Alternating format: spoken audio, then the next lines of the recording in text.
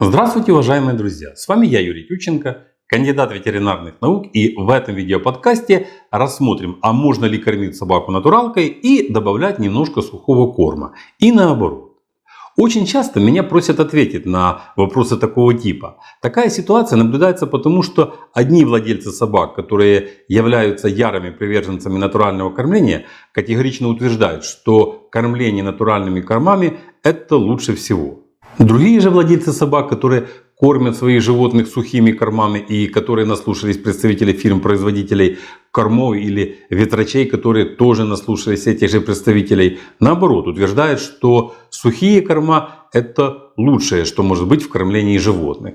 И что кормить своего любимца надо только сухим кормом и больше ничем другим. И что сочетание сухого корма с натуральным влечет за собой массу неприятностей для здоровья животного. И что если сделать малейший шаг в сторону от сухого кормления, то тогда все, конец. То есть, если ваша собака и не умрет сразу, то будет потом долго мучиться. Кстати, точно такие же утверждения о неприятностях можно услышать и от приверженцев натурального типа кормления, но с точностью наоборот. Но наряду с теми, кто кормит только сухим кормом или только натуралкой, существует еще очень большая группа владельцев животных, которые практикуют смешанное кормление. То есть к рациону сухим кормом добавляют натуральные продукты. Или наоборот. Вот эту большую группу я бы подразделил на две большие подгруппы. Первая подгруппа – это владельцы, которые пытаются удешевить рацион своего животного за счет того, что, например, подмешивают в кашу сухой корм для лучшей поедаемости каши или еще чего-то. Вторая подгруппа – это владельцы животных, которые кормят своих животных сухим кормом и которые понимают, что натуральное кормление, конечно же, лучше всего. Но в силу того, что нет возможности, в основном из-за нехватки времени, обеспечить своему животному постоянное натуральное кормление, дают своему любимцу, кроме сухого корма, и что-то еще из натуральных продуктов. Иногда они это делают регулярно, а иногда они делают это так, время от времени, чтобы побаловать своего любимца. Так вот, первая подгруппа владельцев, которая пытается удешевить стоимость рациона, как правило, никогда не озабочена такими вопросами. Типа, хорошо это или плохо смешивать сухой корм и натуралку. Вопросы задают владельцы из второй подгруппы, для которых стоимость рациона не так важна, но ввиду нехватки времени кормят своих животных сухими кормами с добавлением натуральных продуктов. И они очень переживают по поводу того, что не принесет ли такой вот смешанный тип кормления вред ихнему любимцу. Вариаций вопросов по поводу комбинации натуральных продуктов и сухого корма очень много. Практически сколько есть натуральных продуктов, вот столько есть и вопросов. Типа, а можно ли сочетать сухой корм и мясо? Сухой корм и рубец? Сухой корм и кефир? Вы поняли, что этот перечень можно продолжать до бесконечности. Попытаюсь расставить все точки над «и» и доступно ответить на этот вопрос. Первое. В идеале качественное натуральное кормление всегда будет лучше от кормления сухими кормами. Это аксиома. Создать что-то лучшее, чем это создала природа, людям пока не удалось. Второе.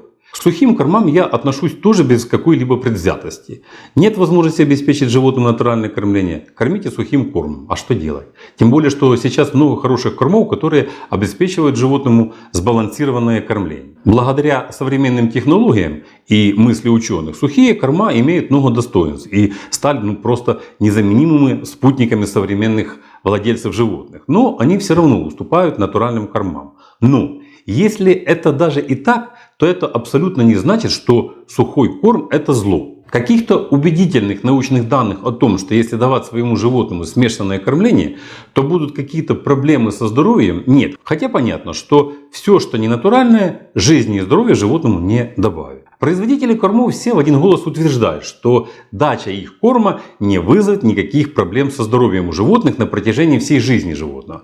А если в рацион сухими кормами добавлять натуральные продукты, то будет ужас, ужас и еще раз ужас. Парадокс, не правда ли? Понятно, что все это маркетинг, направленный на максимальное потребление сухих кормов. И если между производителями существует очень жесткая конкуренция за клиента, то в этом вопросе все они очень солидарны, что кормить надо только сухими кормами и ничем больше другим. Что я думаю о смешанном кормлении? Если вы, например, кормите утром свою собаку сухим кормом и при этом даете что-то из натуральных продуктов, ну, мясо, творог, не имеет значения что, но что-то натуральное и полезное для собаки или кошки, то в принципе я это допускаю. Все равно натуральные продукты более полезны для организма животного, чем сухие корма. И уж если вы даете своему животному смешанный рацион, то делать это надо на постоянной основе. То есть собака или кошка должны быть приучены к такому типу кормления. Это лучший вариант. Если же вы это делаете спорадически, то есть время от времени, то это тогда далеко не лучший вариант. Так делать не надо. Ничего страшного при этом тоже не произойдет. Но у животного могут возникнуть проблемы с пищеварением. Следует помнить, что сухой корм и натуральные продукты имеют разную структуру, и поэтому разную скорость переваривания. А раз так, то и разную скорость продвижения по желудочно-кишечному тракту. Поэтому, если вы кормите свое животное сухим кормом, и неожиданно дадите ему что-то из натуральных кормов, то у животного может возникнуть понос. Если же вы будете это делать на регулярной основе, то животное быстро адаптируется к такому типу кормления, и дача, например, свежего мяса будет приносить ему только пользу. Следует помнить, что собака или кошка – это не машина, и способность к адаптации при изменении условий внешней среды у них заложена на генетическом уровне. Поэтому, если вы хотите кормить свою собаку сухим кормом и добавлять натуральные корма, то начинайте это делать постепенно, чтобы организм животного привык к такому типу кормления. Тогда никаких проблем не будет. Адаптация – процесс не одномоментный, а требует определенного времени. Также рекомендуется сухие корма слегка увлажнять перед скармливанием, чтобы влажность натурального корма и сухого были приблизительно одинаковыми. Можно разделять по времени сухое и натуральное кормление. И обязательно следите за сбалансированностью рациона. И если при этом ваши животные здоровые, подвижные и в меру упитанные, то это значит, что никаких претензий к выбранному вами типу кормления на данный момент нет. Значит, вы минимизировали все риски. И еще я хочу сказать следующее, что если при смешивании сухого корма и натуральных кормов стул у животного нормальный и консистенция кала правильная, то это значит, что корма, которые вы даете своему любимцу, сочетаются хорошо. И если же вы смешиваете корма, и при этом у животного наблюдается частый стул, о поносе я вообще не говорю, это вообще недопустимо. Животное при этом выглядит плохо, нет активности, шерсть тусклая. В общем, видно, что с животным что-то не так, то даже при малейших признаках этого надо срочно подбирать соответствующий рацион и корректировать ситуацию. Поэтому ответ на все вопросы, которые начинаются словосочетанием «а можно ли сочетать сухой корм или натуральные продукты», надо всегда смотреть на состояние здоровья животного, частоту дефекации и на то, как сформирован его кал. Если эти параметры не вызывают никаких подозрений, значит можно так кормить и дальше. И переживать по этому поводу тогда не надо. Но делайте это постепенно, осторожно и постоянно следите за состоянием здоровья животного. И тогда все будет хорошо.